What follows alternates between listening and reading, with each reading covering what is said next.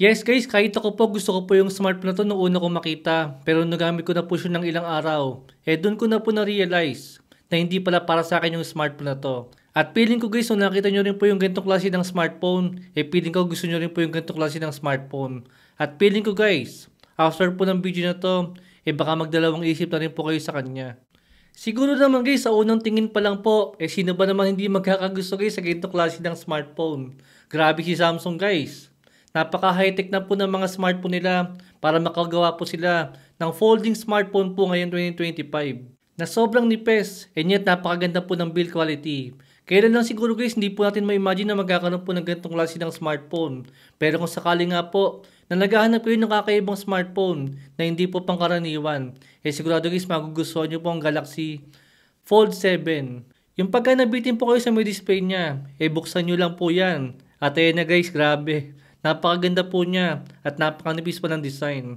Mas manipis pa po guys ang Galaxy Fold 7 dito po sa may Tecno Slim ngayon. Kaya naman nung una ko po magamit ang Galaxy Fold 7, talagang na-inlove po ako sa kanya at gusto ko po siyang gamitin as primary smartphone at bala ko pong ibenta itong iPhone 16 Pro Max ko at ang gagamitin ko nga po itong Fold 7 saka po itong iPhone 17 Pro Max na gamit ko ngayon pang video. Ang kaso guys, sa ilang araw ko nga pong gamit itong Galaxy Fold 7, doon ko na po unti-unting nakita ang totoong ugali po niya. Para po siyang isang napakagandang babae guys, na nalabat per se ka lang. Tapos nung naging asawa mo na siya, grabe guys, hindi para malunong magluto. Tapos puro bili lang po ng mga lutong ulam. Tapos meron na nga washing machine, pero hindi pa marunong gumamit. Yan po guys ang pinakamabilis na explanation guys ng Galaxy Fold 7. Kumbaga yung dahilan po kung bakit mo siya binili, para po sa akin, hindi ko naman po magagamit. Ito pong folding screen nga po niya. Yes guys, alam ko po yung nasa isip nyo, pang multitasking nga po siya, na pwede mag-open ng maraming mga application ng sabay-sabay. Ang kaso multitasking ba yung tawag dito? TikTok sa kabila, Facebook sa isa. Multitask nga, imbis na tag-isang oras po kayo nagsasave sa may TikTok saka sa may Facebook, ngayon 1 oras na lang. Di dalawang scroll na nga po yung gagawin natin na magkasabay at makakatipid pa tayo ng 1 oras. Good luck na lang kung sa loob ng 1 oras, meron po kayong maintindihan sa ginagawa nyo. Actually, meron sana akong balak gawin dito sa may Galaxy Fold 7. Balak ko po sana siyang ipang-edit ng mga video ko. Di malakas naman po ang 8 Elite. Hindi man siya katulad ng iPhone, pero malakas naman siya. Ang problema lang guys, tinanggal na po pala yung Adobe Rush sa may Play Store. Hindi na po siya supported. Kaya hindi rin po ako makakapag-edit sa kanya. Kaya wala talaga guys, hindi po para sa akin ang Galaxy Fold 7. Di walang paggagamitin yung malakas sa 8 Elite na processor niya para ipang-edit ko po ng mga video. Siyempre alam ko po yung nasa isip nyo. What if gamitin ko siya as gaming phone? Di malaki nga po yung kanyang display. Siyempre napakaganda mag-gaming dito. Di malaki nga po yung kanyang display. Ito po guys, tingnan nyo yung resulta niya. Ito guys, grabe napakaganda po sa may gaming ng Fold 7. Even dito pa sa may Mobile Legends. Mas malaki po yung sakop ng mapa niya compare nga po sa may regular na smartphone. Grabe, napakaganda po niya. Ang kaso napakamahal lang po ng ganitong klase ng smartphone. Dahil kung pang Mobile Legends lang naman ang gusto nyo, bakit di na lang tablet ang gamitin natin? Kaysa naman sa may folding phone na mas okay lalo kung tablet guys. Yung natitiklob lang naman yung binayaran natin dito. Tiklob ka na nga sa asawa mo, ditiklob pa yung smartphone mo. Pero at least nga enjoy yung gaming experience natin dito pagkabitin ka nga sa may regular na display. Pagka binuksan mo siya, ito guys, mas malaki na po yung display natin. Even po sa may Delta Force, ito po yung sample natin. Ang kaso parang may kulang lang. Ito po siya guys, sa may Delta Force, naka full screen po siya. Grabe, napakaganda niya. Pero habang naglalaro po ako sa kanya, medyo nawiwirduhan po ako sa may display niya. Naka-stretch po siya sa may baba, saka sa may taas. Parang may kulang po sa may dalawang gilid niya. Maganda siya maglaro guys, oo. Malaki siya. Kaso nakakapanibago po yung sobrang laki niya. Pero bitin naman po sa may dalawang gilid. Alam nyo po guys, yung mga lumang TV dati, yung mga malalaking TV. Yung meron po mga square type na mga display. Ang problema nga lang po ngayon, mga rectangle na mga po yung mga display ng mga smartphone at yung mga display nga po ng mga TV natin. Hindi na po naka-optimize yung mga application at yung mga video ngayon para po sa mga square type nga po ng mga display. Puro mga naka 16:9 na nga po yung mga ratio ng mga games, saka po yung mga pinanonood natin ngayon. Pwede po sana guys kung habang nagmo-Mobile Legends po kayo sa may display na to, tapos nanonood ko naman ng YouTube videos sa may ibabaw niya. Ang problema lang po, Paano mo naman ma-enjoy yung nilalaro mo kung nanonood ka ng video? O paano mo naman guys maiintindihan yung pinanonood mo kung busy ka naman kakapindot sa may Mobile Legends? Pero syempre wag nyo na pong isipin yan dahil sinubukan ko na nga rin pong gawin yan. Ang problema po, hindi po supported yung ganung klase ng setup kung gagawin nyo nga po yun guys. Yung meron pong Mobile Legends dito, tapos meron pong YouTube dito sa may taas niya. Hindi po siya supported sa may ganung setup guys. Ito pa isang game guys sa may Wuthering Waves.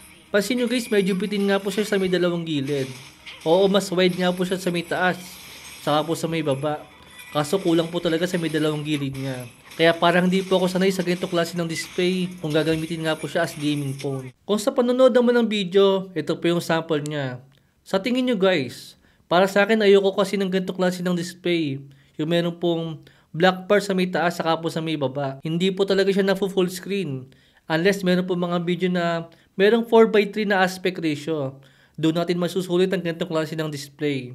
Kaso madala nga po yung ganitong klase ng video, yung naka 4:3. Magagamit nyo po yung ganitong klase ng display kung mahilig po kayo manood ng mga lumang movie po ni Fernando po. Yan guys, naka full screen po yan. Kaso may konting cut pa rin po talaga sa mga gilid niya. Pero at least naka full screen po yan. Pero sa totoo lang po guys, maganda po manood ng YouTube sa kanya. Malaki po yung kanyang mga video and madali nga po siyang gamitin. Diyan lang po talaga ako guys hanga sa may Galaxy Fold 7, diyan nga po kay Samsung. Na kahit po malaki yung display niya, hindi po kayo mahihirapan gamitin to. Dahil napaka-optimize nga po niya. Nandito po sa may gilid yung kanyang navigation key. Sa kabila naman po yung mga application. Nahati rin po yung keyboard niya para madali po tayo mag-type. At marami pang iba guys. In short po guys, marami pong software optimization na ginawa si Samsung dito para madali po natin gamitin itong Galaxy Fold 7 nga po dahil sa malaking display na dito sa may loob. Dahil kaya ko maintindihan yung napakamahal na presyo po ng Galaxy Fold 7 dahil nga po napakaganda po ng innovation na ginawa ni Samsung dito. Walang halong hype guys. Sobrang ganda po ng Fold 7 kung gagamitin nyo nga po. Siguro as personal lang. Kumbaga normal lang po na paggamit. Yung panonood ng mga video, pang social media at pang multitasking. Wala po akong masasabi dun guys. Pero nung ginawa ko na nga po yung mga ginagawa ko sa mga normal na smartphone, doon na po ako nakulangan sa kanya.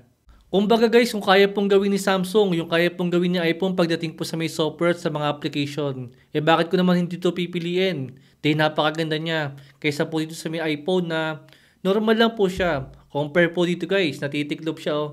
Napakaganda. Siyempre mas madali po mag-edit dito. Dahil mas malaki nga po yung kanyang display.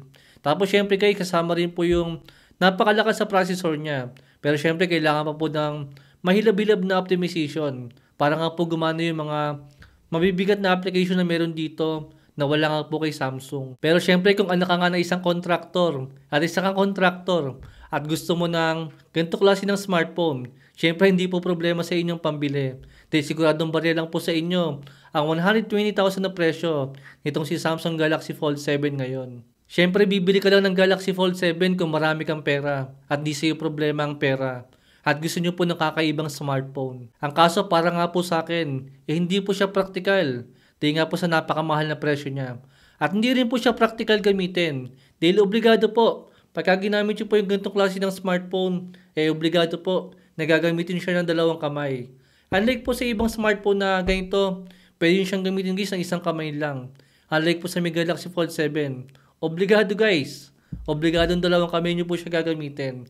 Dahil baka sakaling baka maibagsak nyo nga po siya guys at napakamahal po nito. Dahil kung meron lang din naman ako guys na 120,000, bibili na lang po ako ng iPhone 16 Pro Max sa halagang 50,000 ngayon.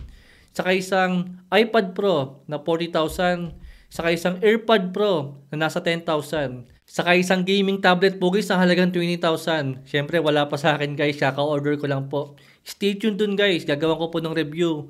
Yung isa sa pinakamagandang tablet po ng 2025 ngayon. Kaysa po dito guys sa may Galaxy Fold 7, na sigurado po next year lang. Baka nasa 50,000 na lang po ito. Napakalaki po agad na malulugi natin. Pero kung bibili nyo nga po ito lahat, meron kang tablet, meron kang smartphone, meron kang isang gaming tablet pa, malabo pong umabot yung kanyang presyo sa may 50,000 lang agad next year. Pero itong si Galaxy Fold 7, napakabilis mong bumaba ng kanyang value. Dahil yung presyo po ng Galaxy Fold 6 ngayon na dating napakamahal din. Pero yung presyo po niya ngayon nasa kulang 40,000 na lang.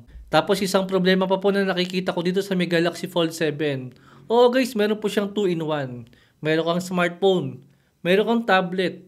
Pero ang problema po, pagka nasira to, medyo masakit yun guys. Masisira po agad sa inyo yung dalawa. Compare po sa bibili ka ng isang smartphone, bibili ka ng isang tablet. Pwedeng masira yung smartphone mo, pero hindi po masisira yung tablet nyo. Kumbaga ganun lang guys, medyo common sense lang.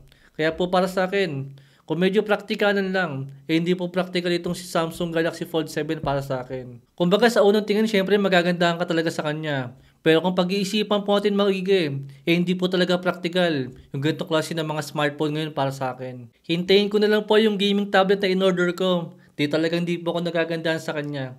Parang nakukulangan po sa kanyang display. Oo guys, malaki siya. Kaso kulang po talaga to guys para sa akin ngayon. Mas okay po ako sa 8.9 inches sa display.